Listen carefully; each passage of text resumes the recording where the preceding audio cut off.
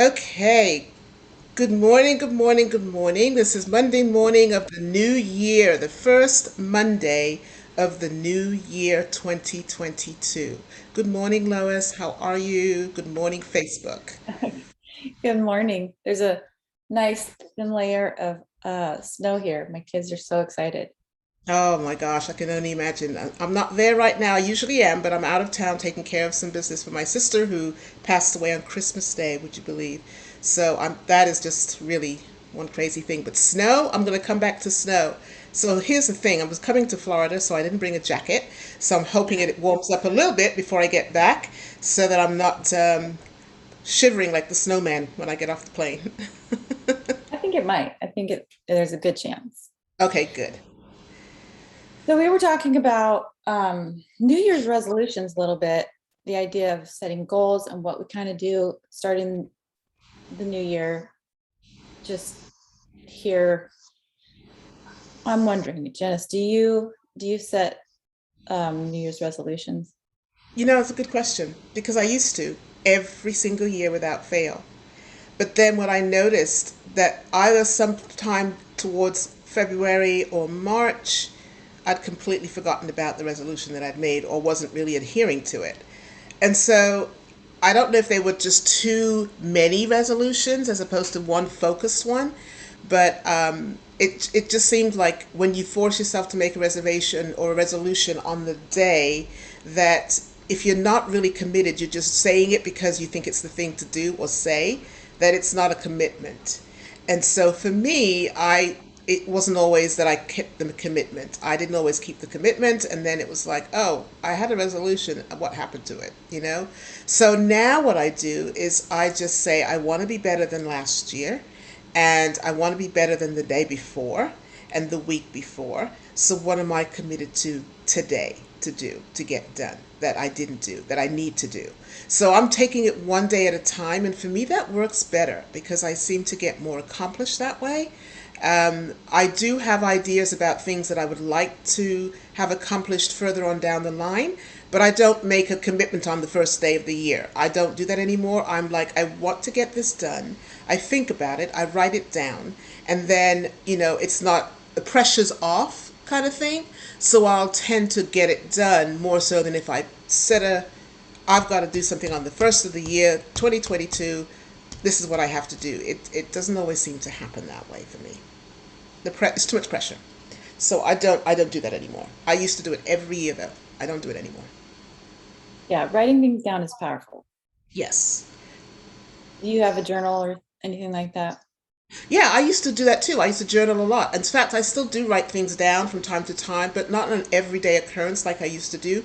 When things are, let's see, when things are pressing or when things are really, really significant that I need to kind of work through, whether it be a thought process, whether it be some kind of a thing that I need to accomplish, then yes, I write things down. I write about my feelings about it, or I kind of talk through and write through what I'm going through. But it's not an everyday occurrence like it used to be. I used to do a journal every single day and put some kind of an entry in there. But now I only use it for things that are going to impact me in a certain way or impact something else in a certain way. So I'll make a note of it because it's important enough to write it down. And like you said, writing down things is really powerful. So when I write it down, then it kind of makes it more concrete and it makes it more of something that I really do need to pay attention to. And then I start to kind of work through in my mind how I'm going to go about it. So the writing is the process, the start of the process. And then I'm thinking about what it is that I'm needing to do, write the process down, write about my feelings, and then work through the feelings and then work through the process. So yeah, I do from time to time. Do you find that anything that you've ever written about has come to pass? Oh yeah. A lot of the things that I've written have come to pass. Now, the interesting thing with that is that it's not always um, right then and there. It might be a year later, it might be 6 months later. But when I've written it down and I look back on the history of what I've written down, pretty much everything I wrote down I was able to accomplish. Now, I might have said something like, "Oh, I want to get my first place by age 30. And I think I remember having that goal.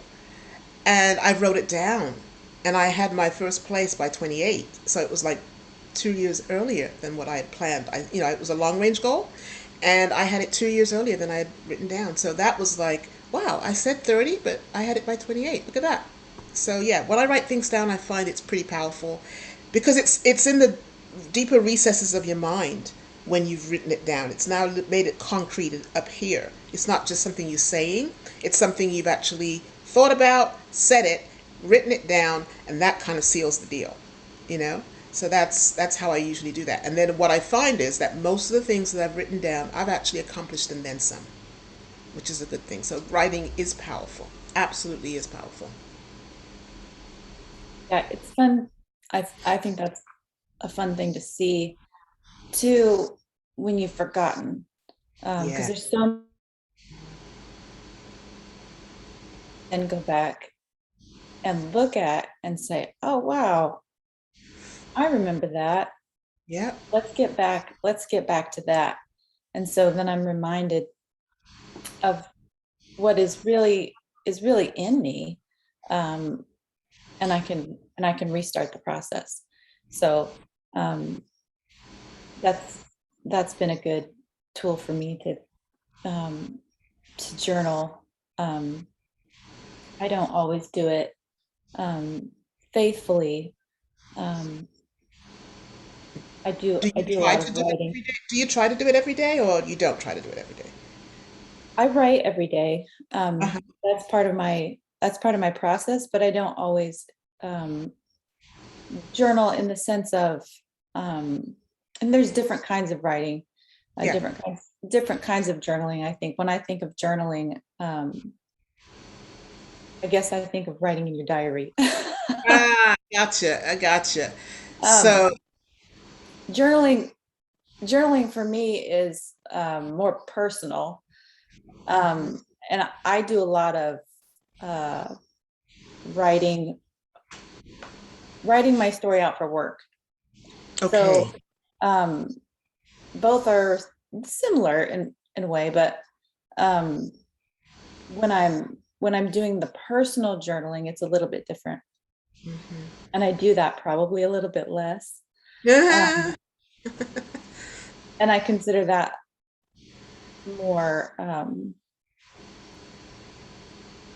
just more time consuming, which is funny because the other is really takes more time, but um, to sit down and write it out in an actual journal, and that's been a process for me because um, I used to I used to write in my journal and then throw it away Oh, really? because I didn't want anybody to see it.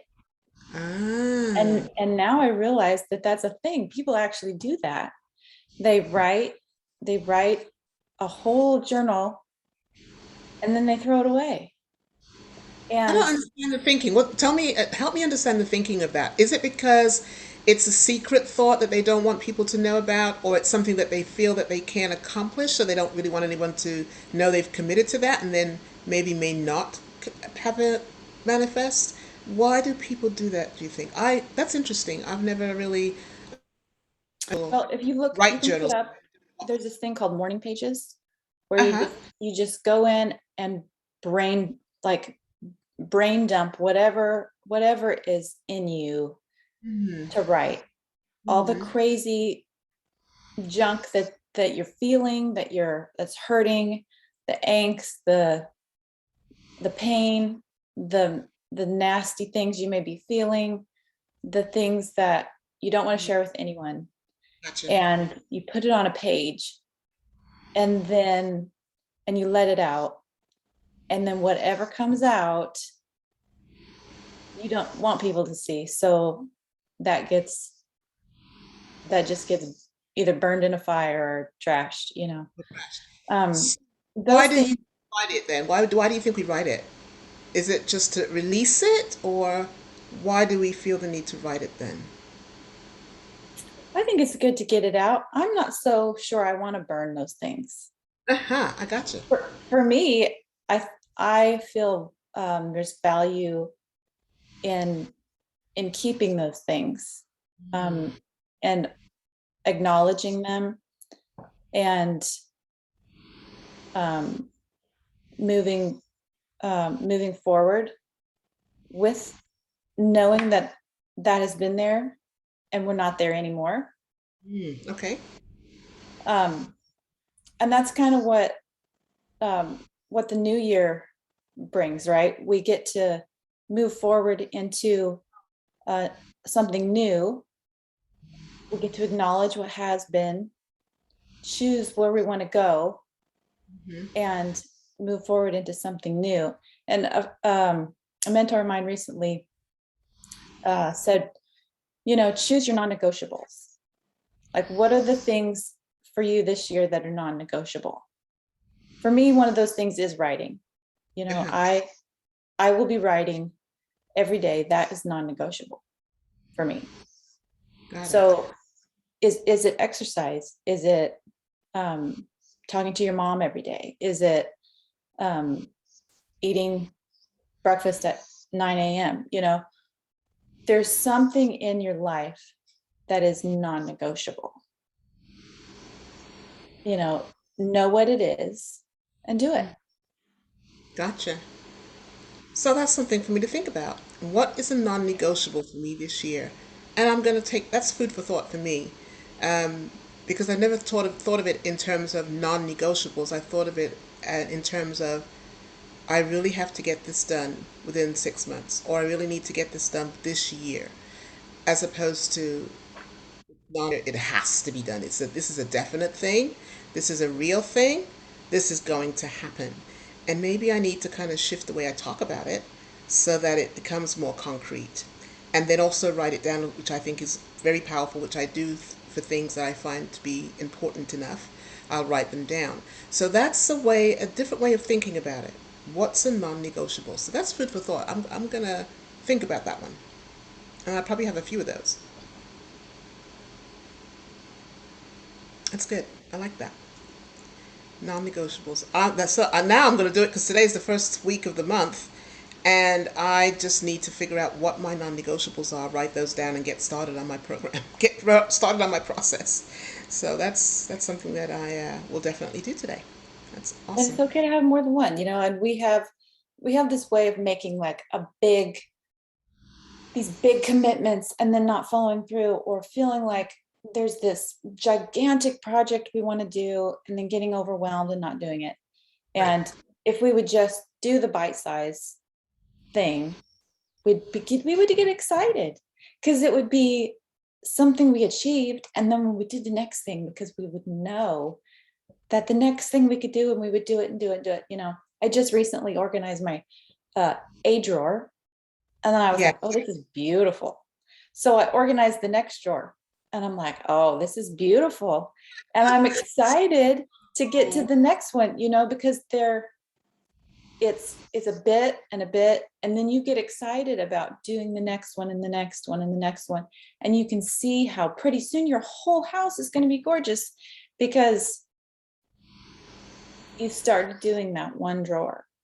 One at a time. I like that concept. I know for me, when I have too many things that I need to do, I get so overwhelmed and I'm like, ah. Instead of going towards it and starting the first thing, I tend to, I can't, this is too much. So shutting down almost, which is not the response that I need to have.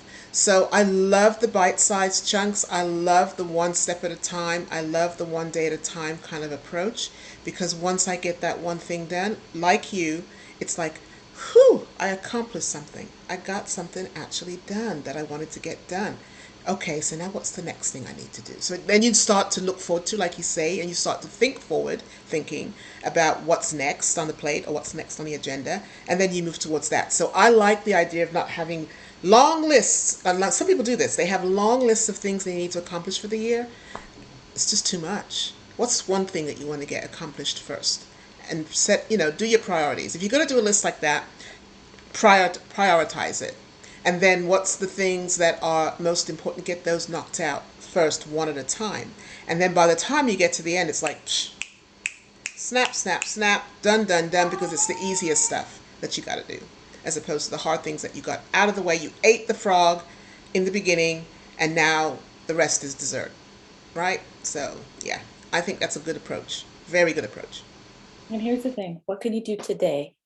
What's one thing you can do today to get yourself excited about tomorrow that will get you excited about the rest of the week? And, you know, that's how it goes. Um, what are you really wanting? And I think part of why we don't do the things that we're ultimately wanting to accomplish is because we don't really know what we want. Mm, We're trying to do something that other people tell us we're supposed to do. yeah, Somebody says, "Oh, you need to work out." Well, we don't really want to work out. We just think we're supposed to work out. right. So we're like, "Oh, I really should work out." And New Year's is a great time to do that. So I'm going to set a goal to work out 30 minutes a day. But in our heart, we don't really want to. Hmm. So that goes by the wayside. That's Do some, powerful. do something that you really want to do. Yes. And then the likelihood of it getting done is going to be higher. That is so, so true that we allow people to kind of dictate how our lives need to be and how we need to show up when we need to determine that. Because whatever we decide that we want to do and where we want to go, then we're more enrolled in that and we're more committed to that as opposed to what somebody else wants. In other words, you can't have live somebody else's dream. You've got to live your own. And so when people tell you what they think you should do, what do you want to do? And then do that.